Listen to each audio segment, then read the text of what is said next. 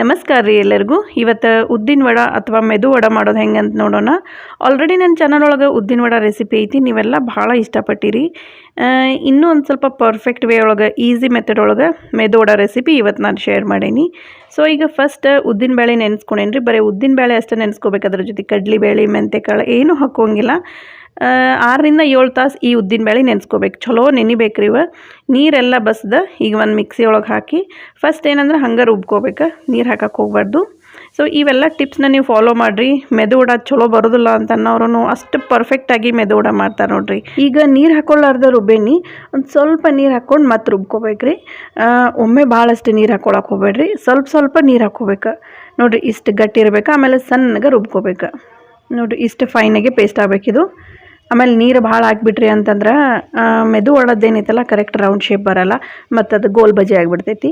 So ನೋಡಿರಿ ಈ texture ಒಳಗಿರ್ಬೇಕು, ಇಷ್ಟು ಗಟ್ಟಿ ರುಬ್ಕೋಬೇಕು. ಸ್ವಲ್ಪ ಗಟ್ಟಿ ರುಬ್ಕೋರಿ. ಬೇಕಾದ್ರೆ ನಿಮ್ಗೆ ಇನ್ನೊಮ್ಮೆ ಮಿಕ್ಸ್ ಮಾಡುವಾಗ ಇನ್ನೊಂದು ಸ್ವಲ್ಪ ಎಕ್ಸ್ಟ್ರಾ ನೀರು ಬೇಕಾದ್ರೆ ನೀವು ಎಕ್ಸ್ಟ್ರಾ ನೀರು ಆ್ಯಡ್ ಮಾಡ್ಕೋಬೋದು.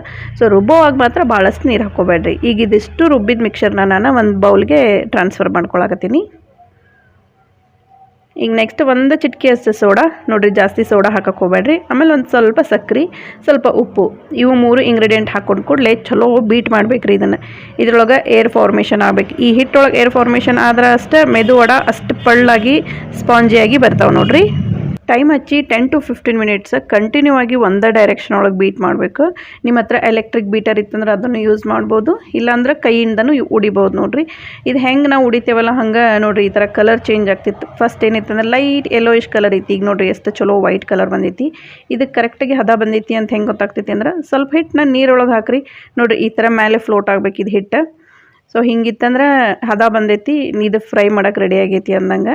ಈಗ ನೆಕ್ಸ್ಟ್ ಇದ್ರೊಳಗೆ 1 ಸ್ಪೂನಷ್ಟು ಅಕ್ಕಿ ಹಿಟ್ಟು, ಆಮೇಲೆ 1 ಸ್ಪೂನ ಇಡ್ಲಿ ರವೆ ಹಾಕ್ಕೊಳಕತ್ತೀನಿ.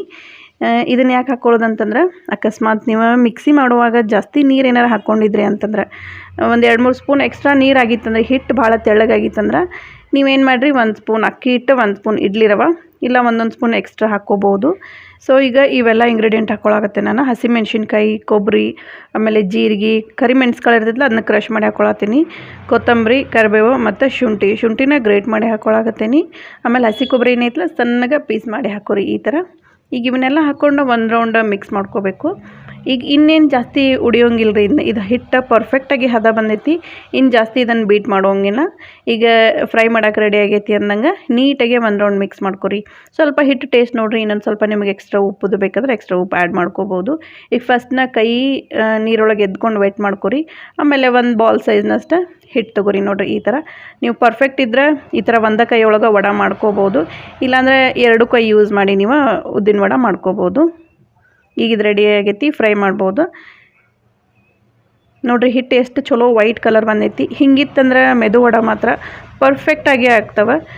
ಆಮೇಲೆ ಚಲೋ ಕ್ರಿಸ್ಪಿ ಆಗ್ತಾವೆ. ಹೊರಗಿಂದ ಅಷ್ಟು ಕ್ರಿಸ್ಪಿ ಇರ್ತಾವೆ, ಒಳಗೆ ಸಾಫ್ಟ್ ಸ್ಪಾಂಜಿ ಇರ್ತವೆ. ಆಮೇಲೆ ಇವ್ನು ಫ್ರೈ ಮಾಡುವಾಗ ಏನೈತಲ್ಲ ಆಯಿಲ್ ಜಾಸ್ತಿ ಬಿಸಿ ಇರಬಾರ್ದು, ಆಮೇಲೆ ಜಾಸ್ತಿ ಕಡಿಮೆ ಬಿಸಿನೂ ಇರಬಾರ್ದು ರೀ. ಒಂದು ಟೆಂಪ್ರೇಚರ್ ಒಳಗೆ ಇದನ್ನು ಆಯಿಲ್ ಬಿಸಿ ಮಾಡ್ಕೊಂಡು ಇವ್ನು ಹಾಫ್ ಫ್ರೈ ಮಾಡ್ಕೋಬೇಕು. ಹಾಫ್ ಫ್ರೈ ಮಾಡ್ಕೊಂಡಾಗಿಂದ ಇನ್ನೊಮ್ಮೆ ಈ ಮೆದು ವಡನ ಫ್ರೈ ಮಾಡ್ಕೋಬೇಕು, ಅಂದ್ರೆ ಕ್ರಿಸ್ಪಿನೆಸ್ ಜಾಸ್ತಿ ಹೊತ್ತವರೆಗೂ ಹಂಗೆ ಉಳಿತೈತಿ ನೋಡಿರಿ. ಇವನ್ನ ನಾನು ಫಸ್ಟ್ ಹಾಫ್ ಫ್ರೈ ಮಾಡಿ ಎಲ್ಲ ತೆಗೆದಿಟ್ಕೋತೀನಿ. ಈಗ ನೆಕ್ಸ್ಟ್ ಇನ್ನೊಂದು ರೌಂಡ್ ಇವನ್ನ ಫ್ರೈ ಮಾಡ್ಕೋತೀನಿ.